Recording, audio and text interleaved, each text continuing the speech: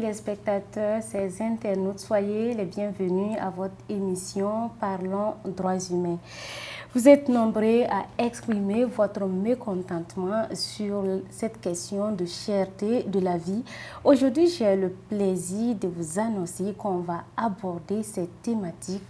Et pour en parler, nous avons fait un petit casting et notre regard s'est tourné vers une structure qui défend les droits des consommateurs. Il s'agit du RENCOF, le réseau national des consommateurs du FASO. Et qui mieux que son vice-président pour répondre à nos différentes préoccupations. Soyez les bienvenus sur notre plateau, Monsieur Abdul Fattah Bangaye. C'est nous qui vous remercions, Madame Maïga. D'entrée de jeu, qu'est-ce que le RENCOF? Le RENCOF, c'est le réseau national des consommateurs du FASO. C'est une association qui a vu le jour depuis 2019.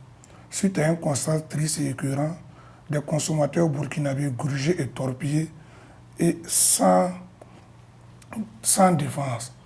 C'est en ce moment que le RENCOF est né. Des jeunes dévoués se sont réunis et ont lancé la dynamique. Et nous avons accompagné, nous sommes soutenus pour essayer de porter haut les mécontentements des consommateurs. Et depuis lors, vous défendez les droits des consommateurs. Tout à fait. Alors, Monsieur Bangaye, tout est devenu cher. On n'en peut plus. C'est au quotidien ce qu'on attend à longueur de journée. Quelle analyse faites-vous de cette question de vie chère là? Et déjà, il faut le dire, on parle de vie chère quand l'évolution du prix des produits de grande consommation sont inadéquates avec les revenus, c'est-à-dire le pouvoir d'achat des consommateurs. Maintenant, concernant le cas du Burkina Faso, il faut dire que c'est encore plus spécifique, à tel point que le taux d'inflation est aujourd'hui à 18%, qui est 3 fois plus élevé que la moyenne au sein de l'UEMOA. Et ce qui veut dire que notre cas est encore plus grave.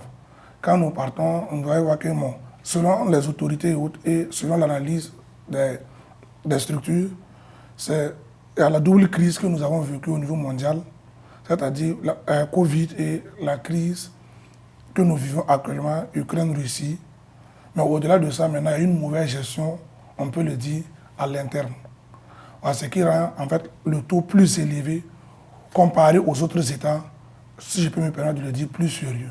Ok, nous allons en revenir, mais déjà, quels sont les produits les plus touchés sur le marché? On remarque déjà qu'au Burkina, les gens vivent plus de céréales. Voilà, maintenant, vous voyez que dans le mois d'avril, le gouvernement avait mis en place une politique qui consistait à plafonner le prix des céréales. Quand tu prenais le sac de maïs, le gouvernement l'avait plafonné à 25 000 francs. Le sac de 100 kilos, le petit mil à 32 000 et le sorgho à 28 000. Un mois après l'annonce du gouvernement, le réseau national des consommateurs, dont je suis le vice-président, a mené une enquête dont nous avons publié les résultats.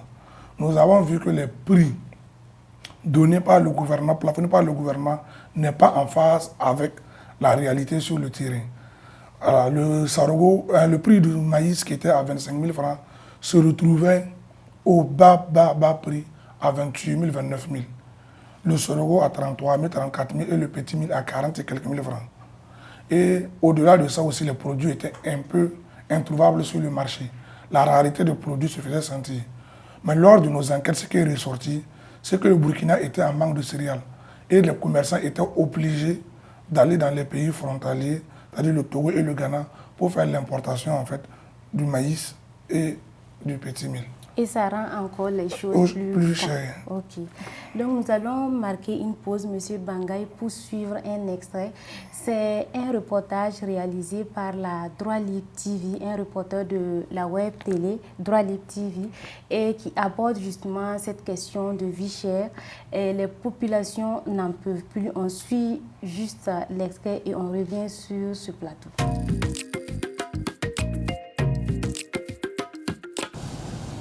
La nouvelle sur l'augmentation du prix des hydrocarbures est tombée à l'issue du Conseil des ministres du 11 mai 2022. Et cette hausse donne du fil à retordre à la population burkinabé. Les Ouagavillois ne manquent pas d'exprimer leur mécontentement vis-à-vis de la nouvelle. Nouvelle est ligne automne. Voilà, il ligne automne. Voilà, tiens à m'en donner un wing de toi. Libre zing, gouma fa wing am ton da katere sa ha menale. Wing a woto. Voilà, esa ha wing tira le wing ram ba ham. Donc, ton da tira mti tiens à ram na songa ton bara esa ha côté. Voilà, commerçant ma fa tira esa ha wan keno wa metira. Donc, esa ha ligne ha wing. Fa le augmente ram ba. Avant, si je venais avec 5 000 là, je pouvais avoir 8 litres quelque chose. 10 000 francs, on peut avoir 16 litres quelque chose. Mais actuellement là, on ne peut même pas avoir 7 litres. Ça veut dire que sur 5 000 francs, ce qu'on a retenu là-bas, c'est plus de 750 francs. Donc c'est trop cher. Vraiment, la situation est invivable. On ne peut pas. C'est trop compliqué. Ils ne sont pas les seuls à accepter difficilement la situation. Les étudiants en payent le prix actuellement et pour cette étudiante, ils urgent que le gouvernement travaille à revenir sur cette décision pour le bonheur de tous les Burkinabés et s'il y a lieu, de subventionner le prix du carburant pour la classe estudiantine. Vous imaginez qu'ils ont pris la décision sans prendre en compte la situation des étudiants. En tant qu'étudiante, je vais quitter à Borgo pour venir prendre cours aussi à Ouro. Au moins avec 2000, j'arrivais à faire 3 jours, 4 jours comme ça. Mais là, 2000, là même, je n'aurai plus les 3 jours. Ils peuvent subventionner le carburant pour nous étudiants. Je ne sais pas, si pour ceux qui ont des cadres d'étudiants là, quand ils partent à la station pour mettre l'essence là, les 100 francs là ne sont pas dedans. Ils auront notre prix à part. Sinon comme ça là, ouais. Moi, c'est tout. Cette augmentation vient se greffer à une liste de problèmes que vivent déjà les Burkinabés. En effet, depuis un certain temps au Burkina Faso, nous assistons à une flambée des prix des produits de grande consommation. Pour les consommateurs, les conséquences de l'augmentation du prix des hydrocarbures se ressentent immédiatement sur les prix des denrées alimentaires. Comme c'est devenu cher, tu ne peux pas aller payer cher et puis tu vas venir vendre moins cher. Je peux dire même oignon là, tomate là, on ne peut même pas payer tomate. Sinon tout est cher. Ça crie partout. Retour sur ce plateau à présent, Monsieur Bangaye, nous avons suivi le reportage ensemble. Qu'est-ce qui pourrait expliquer cette hausse vertigineuse? Et vous allez voir aussi que les prix ont flambé rapidement suite à la double augmentation du prix aussi du carburant. Parce que dans le mois de mai, on est passé à une première augmentation qui était de 100 francs et en ce moment le baril était à 113 $ au niveau international. À la deuxième augmentation, il y avait une baisse du prix du baril au niveau international et une augmentation au plan national. Nous savons que l'économie, que ce soit informelle ou formelle, tourne autour aussi du carburant. Quand vous prenez les marchés, les dames sont obligées de mettre du carburant pour aller au niveau des barrages, des plaines irriguées, pour prendre en fait les fruits et autres, pour y venir vendre en ville. Et les taxis motos et les petites camionnettes qui ramassent aussi ces produits ont augmenté leurs frais de transport. Donc automatiquement, le prix de vente devient plus cher puisque le prix d'achat et l'ensemble des charges qui y vont avec augmentent. Donc automatiquement aussi, les prix augmentent. Il y a le prix aussi des engrais qui a suivi une très grande flambée aussi, due aussi à l'augmentation du carburant puisque nous n'en produisons presque pas. Donc les commerçants sont obligés d'importer l'engrais aux Indes, au Niger et puis dans d'autres pays pour revenir vendre.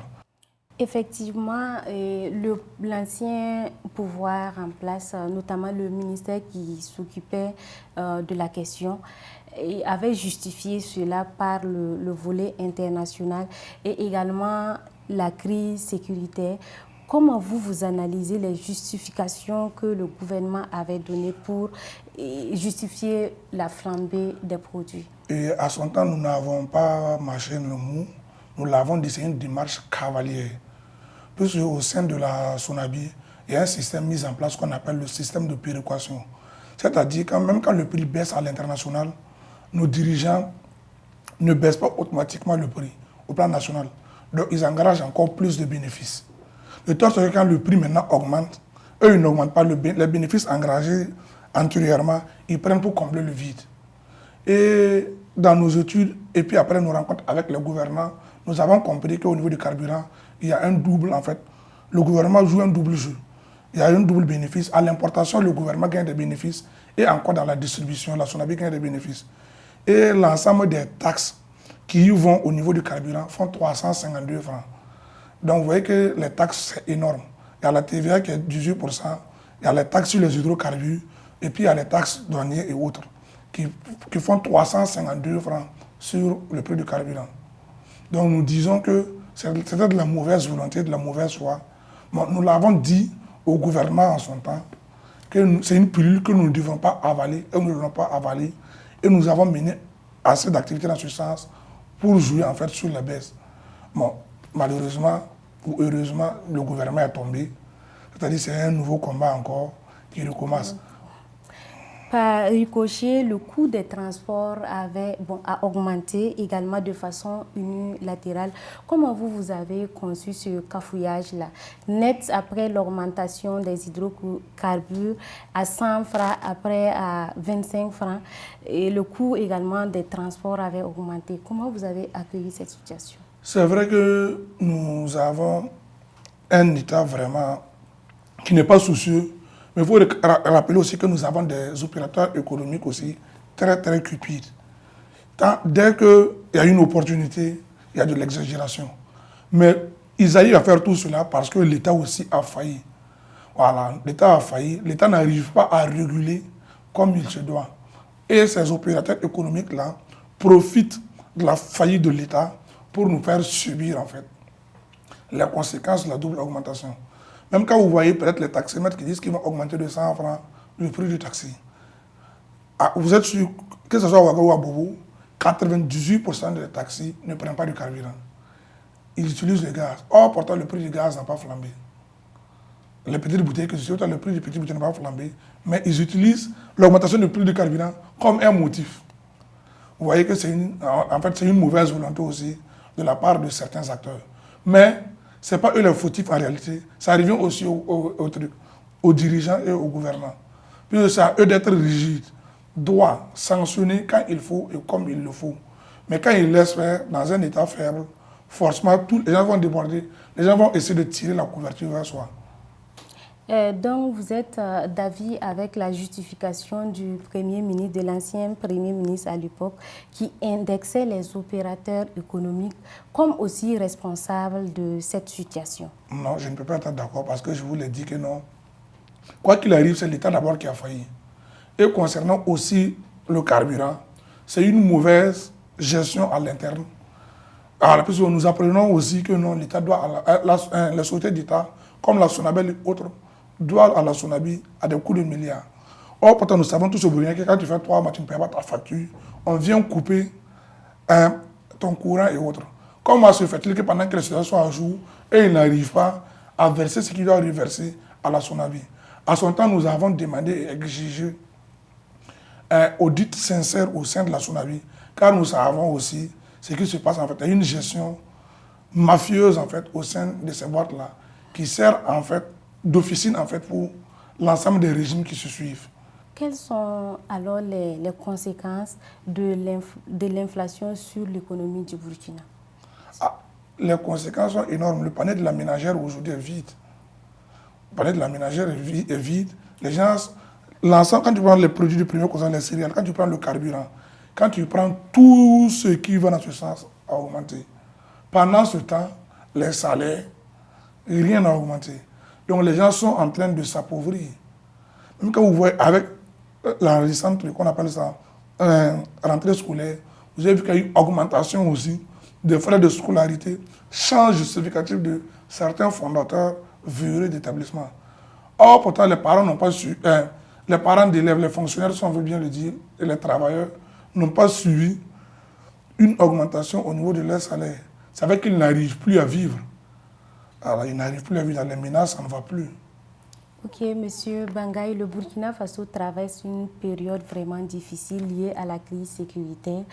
Et au lieu de revoir peut-être quelques aspects qui favorisent le citoyen, ce sont des augmentations flambées des produits de première nécessité, augmentation du coût des hydrocarbures.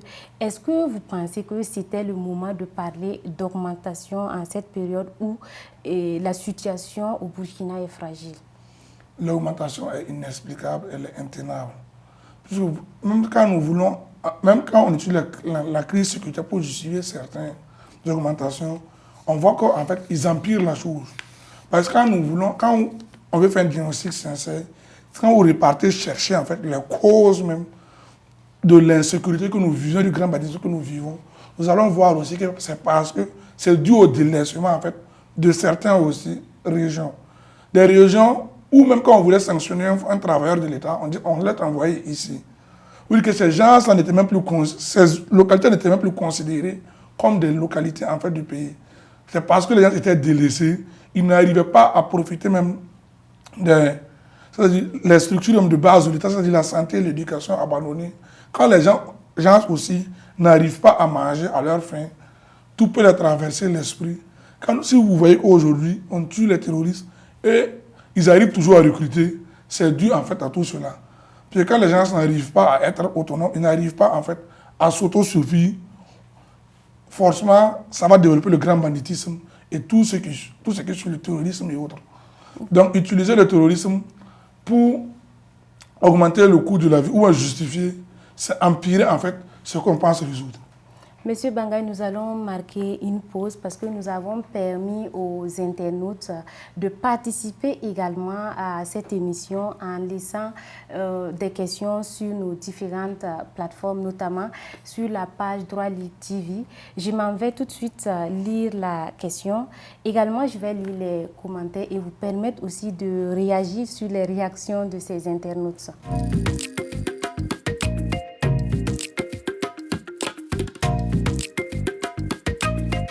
Ok, je m'en vais lire tout de suite la question qui a été posée aux internautes. Je cite, que faites-vous pour adapter vos habitudes à la cherté de la vie? Avez-vous changé certaines de vos habitudes pour dépenser moins ou mieux, pour gérer vos dépenses quotidiennes? Partagez vos expériences avec les autres internautes. Je m'en vais à présent lire les commentaires. Il y a Stéphane Koulidiati qui a réagi. Il dit, sur le transport, nous faisons les courses qui sont nécessaires et importantes. Il y a des courses à vélo ou par la marche. Les provisions se font par semaine. On a réduit les loisirs une fois le mois. Il y a également El Bachir Porgo qui a réagi. Lui dit, évidemment, on a réduit. Par exemple, les dépenses pour les grignotages, c'est non nécessaire. Je ne le fais plus personnellement. De façon générale, on ne dépense que sur le nécessaire. On a réduit les temps de loisirs pour éviter de trop dépenser. Il y a également Abdoul Dene qui a réagi. Lui, il dit c'est réduire simple notre train de vie. Voici, M. Bangaï, les réactions des internautes. Est-ce que vous vous retrouvez dans ces commentaires? Bon, je suis totalement en phase avec eux. Et quand une situation aussi arrive, au-delà en fait, du combat collectif, au-delà de ce qu'on attend des gouvernants aussi, nous devons nous aussi prendre des mesures pour s'adapter en attendant en fait, le changement. Sinon, nous allons plus périr. À son temps, nos structures avaient proposé le covoiturage aux gens.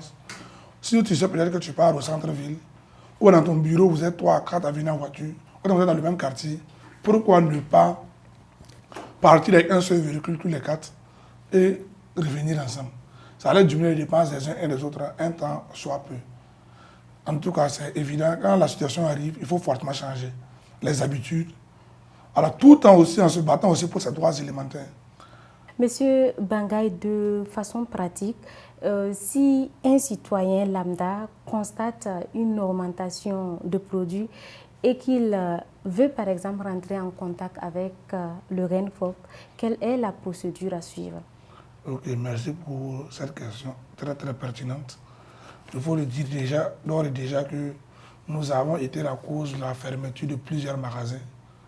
Alors, nous avons deux plateformes WhatsApp, qui est œil du consommateur et avocat des consommateurs, où les citoyens ont intégré et nous donnent des alertes sur le non-respect de certains prix et même les produits périmés. Nous avons également notre plateforme Facebook qui est là où les gens se dénoncent là-dessus également. Il y a également que les prix ne sont pas uniformes. Qu'est-ce que vous faites pour régler ce problème justement? Et concernant ce cas-là, ça dépend de plusieurs aspects. Il y a des produits où le prix est national connu par tous. Quand vous prenez les produits, genre de la SNCTEC, par exemple, vous voyez l'huile Savon et autres, c'est des produits de grande consommation dont le prix, en fait, les distributeurs sont connus, non, les grands distributeurs sont connus, listés, et le prix des distributeurs aux détaillants sont connus, et le prix aussi donné où le détaillant doit vendre est connu. En fait, quand vous prenez toute la chaîne, c'est réglementé et issu de près la loi 016-2017 sur la concurrence.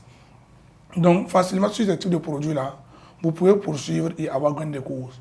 Maintenant, concernant les produits d'importation, y a pas de, la loi n'est pas spécifique là-dessus.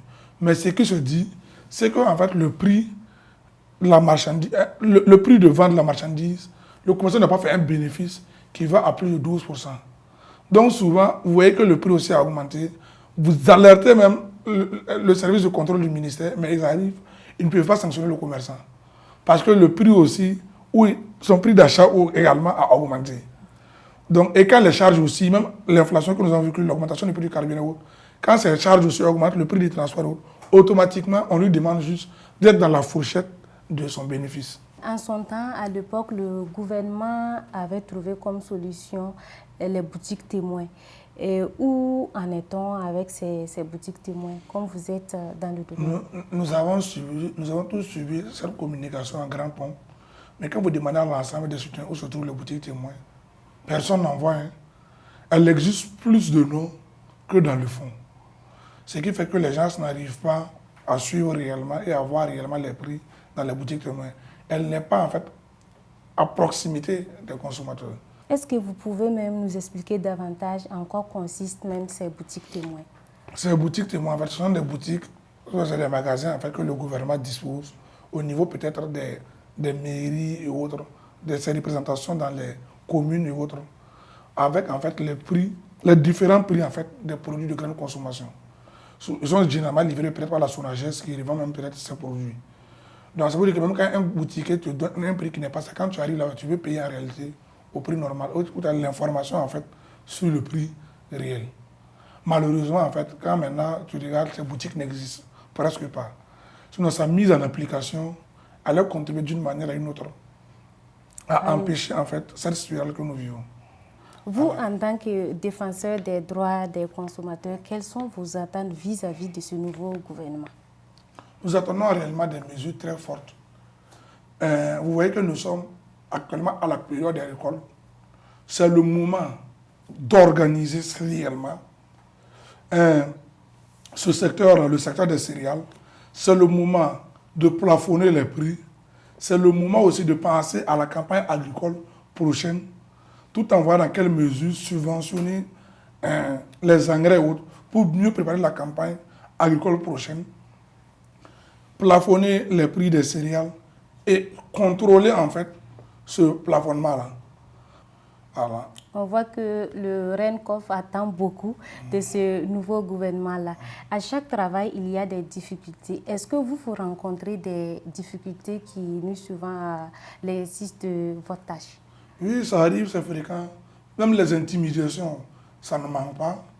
Les intimidations, ça ne manque pas. Et quand une structure aussi est jeune et puis elle travaille sur du bénévolat et autres, l'engagement de l'ensemble des membres n'est pas forcément total. C'est vrai que nous avons 11 bureaux régionaux, mais aujourd'hui, on essaie de mettre les bureaux provinciaux. Quand c'est un combat de longue haleine, quand les gars luttent 1 an, 2 ans, et d'autres ne vont pas de retombées directes, en fait, ça ne maintient pas la lutte au même niveau. Voilà, ce que nous voulons simplement, c'est l'engagement de nos membres.